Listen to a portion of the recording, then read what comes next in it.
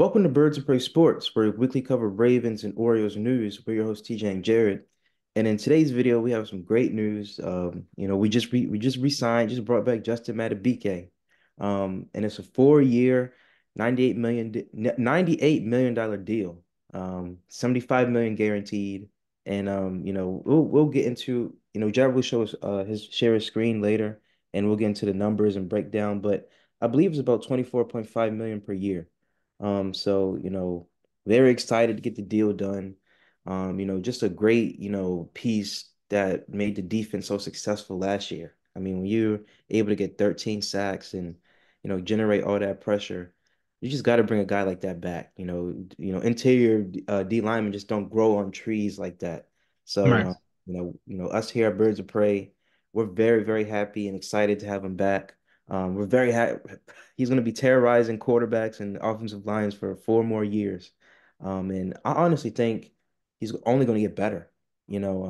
This season he really broke out. It seemed like each season he was getting better and better and better. And last season he broke out.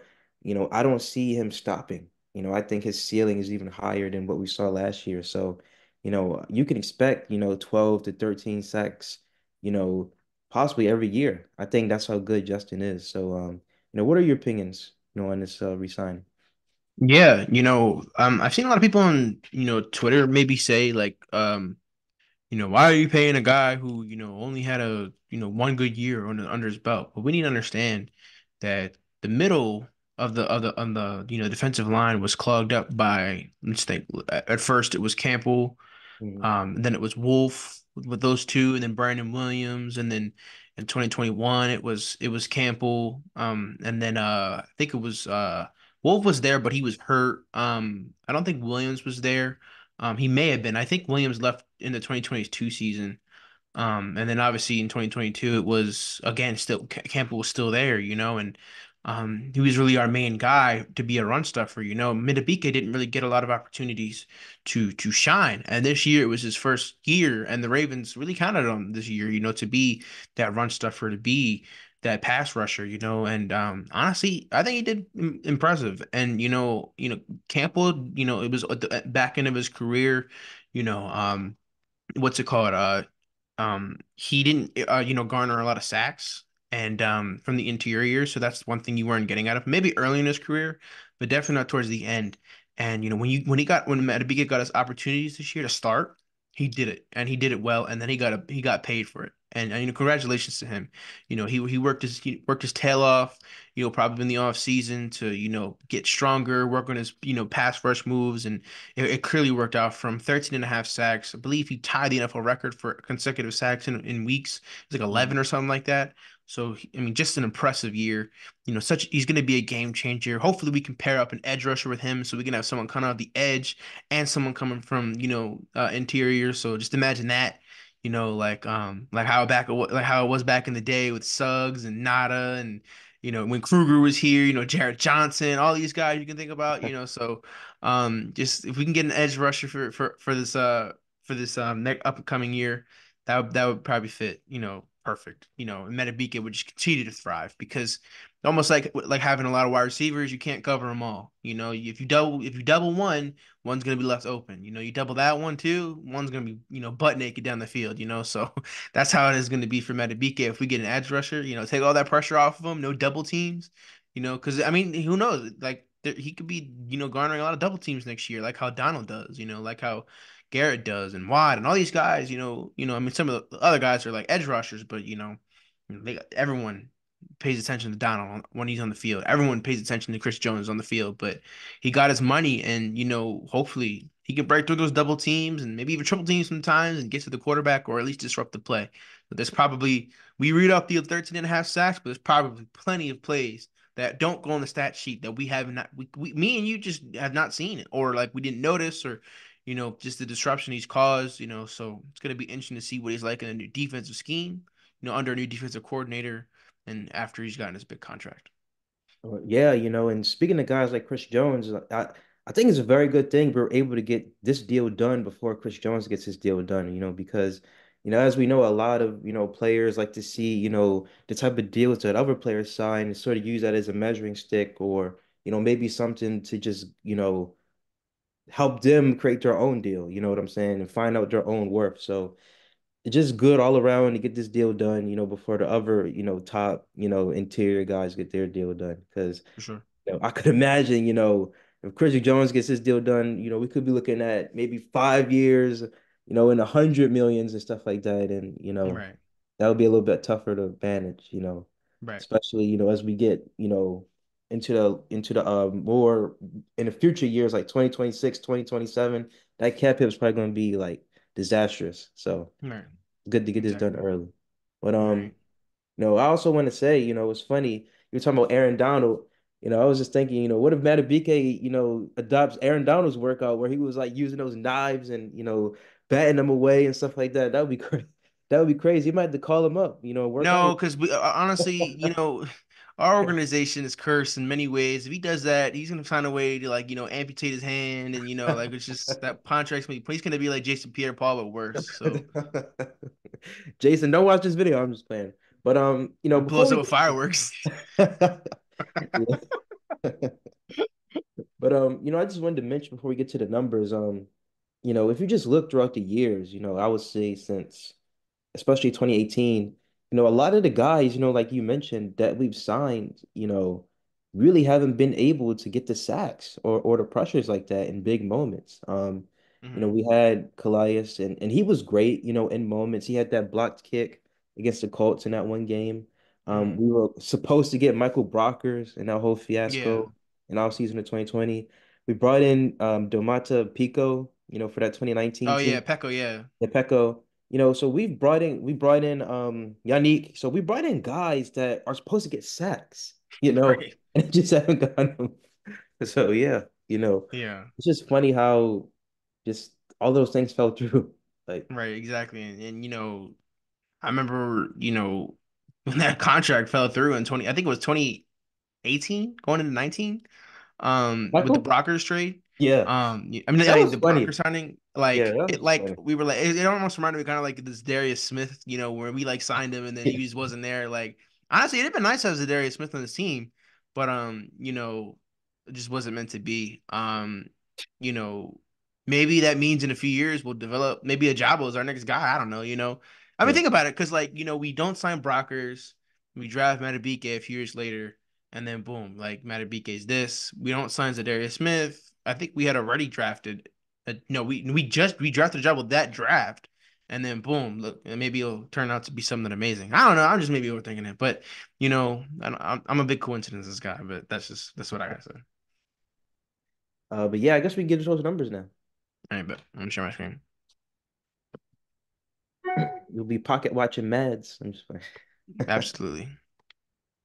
So as you can see here, sorry to move things around. EDC structured this contract very well. You can obviously see the cap number percentage doesn't hit really until 2026 and 2027. And honestly, that's amazing. The way this is contract structure. In 2024, his base salary is 6 million with a 6.25 what is it, signing bonus, I believe. His guaranteed salary is going to be at 6 million. His cap number is only at 12.25 million next year. So I mean, that's amazing. Just to be able to I mean, not this right here. In case like he stinks and we need to cut him, but hopefully, hopefully, I wonder if cut post for. I mean, we no, we would be we'd be in the depths of a lot. So, and then obviously in 2025, base salary goes up a little bit, 7.5 million. His guaranteed salary is at 22. His cap number is going to be at 18 .75. So it continues to go up. They obviously pushed most of that money down. I guess maybe they're hoping for a possible extension, around 2026 or 7, so that number can continue to be pushed down a little bit, maybe. I don't know exactly how the contracts work in that scenario, but we do need to find somebody to like bring in for that scenario. But obviously the cap number, 33 million for the last 2 years. That's a lot. That's a lot of money going against the cap. So obviously restructuring is going to be probably done 2026, 2027, one of those years, when after the season's over, we're gonna think about that, especially. I mean, who knows what happens after the end of these years? Maybe 2024 win the Super Bowl. I don't know, 2025, we win the Super Bowl again, and hopefully we win the Super Bowl these years. But obviously that's probably not going to happen. So at least maybe in one of these years, we'll win the Super Bowl. But like I was saying, like 2026 and 2027, one of them is going to have to be a restructure year, in my opinion. We can't go into the year with a 33 million cap hit. That's a non QB, So I guess we're going to have to just wait for that. Can you still see my screen, by the way? Yes. So we freed up some cap space. We're still, I want to say it's still under the cap here. 180 million, 180 million. Thank God it's in the rest of the Saints. 180,000 under the cap. I don't know if these numbers are exactly correct. I believe they are, but I already see the Madubuike contract finally hits here. I want to see something real quick. Look at Lamar's cap number in 2026. Whew. That's oof. Ooh. That's more than we'll probably ever see in our lives. And then that's even worse than next year. How is it even Well, worse? well, listen, it's not more because our subscribers are going to help us get to that. So don't get hopefully, us we, hopefully we can see more than that. But so far 160 are getting us probably this right here. Anyway, enough roasting our channel. Like I said, the cap number really doesn't hit really intensely until 2026. So obviously restructuring, extension, trade, doubt it. But I believe he's only 26, so he's gonna have more time to develop, under Zach Orr's system. More chances to improve. Maybe next year hit 20 sacks. You never know. So I don't think he'll hit 20 sacks, but I think if he can be a 13, 14 sack guy, at least, maybe next year he's 12, next year he's 15. Like if he can stay around that 10 to 15 range, that's worth all the money that we could have paid for. So then I think at least that's my opinion. Yeah, and I agree, but I wanted to ask you, who who does Madubuike remind you of? When you look at, just past and, maybe present NFL players. I see a lot of John Randall, in Madubuike's game. He was a defensive tackle for the Minnesota Vikings back in the day. I really Mhm. see a lot of John Randall in Madubuike. He was I don't very know. so Oh no, go ahead. Yeah, I'm sorry. yeah, I'm saying he was very good. So I'm hoping, Madubuike can keep that up, as he, goes around his career.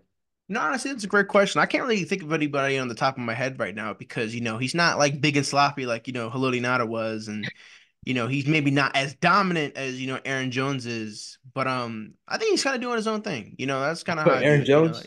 Like no, did I say Aaron Jones? I meant Aaron Donald. Yeah, Aaron Jones' defensive tackle would be a disaster, but probably better than us. But I mean, but no, but like I was saying, like one of the I think one of the first sacks of the season he had on was week one on CJ Stroud. He like chased him down like outside the Yeah, oh numbers yeah. like that's fast. Yeah. He's not just big and strong. He's fast.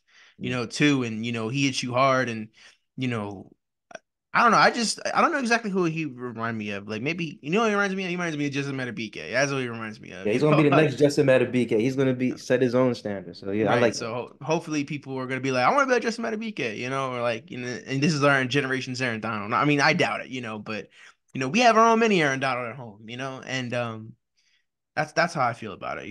Like I said, he could produce from 10 to 15 sacks a year. That's a successful year, Yeah, especially interior. yeah. And I agree. And I'm gonna be very excited to see him, in the 2025 season.